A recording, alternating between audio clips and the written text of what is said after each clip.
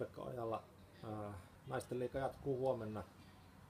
Savon Sanomat Areenalle tulee Suomen mestari PK35 Vantaalta ja viikollahan meiltäkin on ollut pelaajia tuossa taas leirityksessä 19-vuotiaiden maajoukkojen kanssa, niin miltä tilanne noin niin pelaajista osalta näyttää kohti huomista? Joo, ne kaikki leiriläiset pitäisi olla kunnossa, mutta muuten tässä no, etukäteen oli tiedossa, että Ella Roosani on työkiireiden vuoksi tästä pelistä sivussa, sovittiin se silleen, että tämän pelin nyt missaa sitten ja tärkeä työtapahtuma ja sitten pientä sairastumisia tuossa, että parin pelaajan niin kuin Mönkkösen Janni ja Anttu Kauppilan pelaaminen niin ratkeaa varmaan vasta sit huomenna niin kuin pelipäivänä, että aika pienellä ringillä mennään, mutta ei anneta se haitata millään tavalla.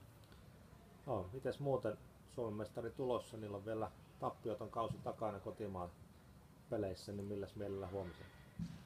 Joo, PK toivo omassa ennakossaan kovaa peliä, niin no sen ne varmasti saa ja kyllähän se on niinku, me ollaan tällä kaudella kahdesti pelattu virallisia pelejä PK:ta vastaan täällä, ne on tehnyt meille molemmissa yhden maalin molemmat rankeista.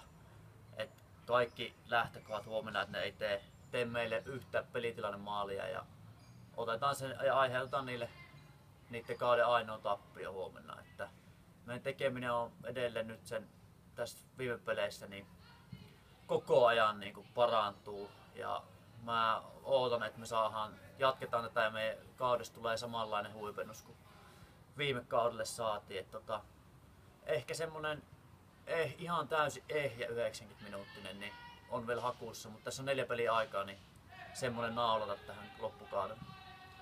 Joo, eli huomenna hopeataistelu kotijoukkueen osalta tiivistyy ja edelleen taitaa olla niin, että siinä on 5 joukkuetta, jotka taistelee kakkos- ja kolmossijoista ja niistä viimeisistä mitaleista. Ja huomenna on täys jalkapallopäivä Savon Sanomat Areenalla, ensin Palloseuran keltaisia pelaa pitkin päivää ja naisten liigaottelu siis 17.30 Areenalla ja sen päälle vielä P-tyttöjen SM-sarja pallokissat VJS. Eli huomenna on pohjois-savolaista futista Savon Sanomat Areenalla koko päivä.